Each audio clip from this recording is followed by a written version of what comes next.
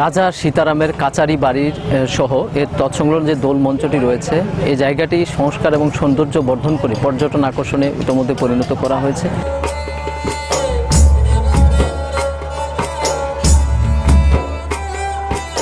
দেশের বিভিন্ন প্রান্ত থেকে পর্যটকগণ এখানে আসছেন। এখানে আমরা বেশ কয়েকটি উদ্যোগ বাস্তবায়ন করেছি এবং আমাদের আরও কিছু পরিকল্পনা রয়েছে যেগুলো ইতিমধ্যে বাস্তবায়নাধীন আছে এবং আমরা সেগুলো ধীরে ধীরে বাস্তবায়ন করব।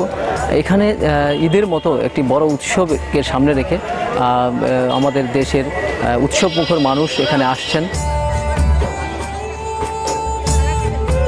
এই পর্যটন স্পটটি ঘুরে দেখছেন, রাজা সীতারাম সহ মোহাম্মদপুরের ইতিহাস ঐতিহ্য সম্পর্কে জানছেন, এটা আমাদের ভালো লাগছে।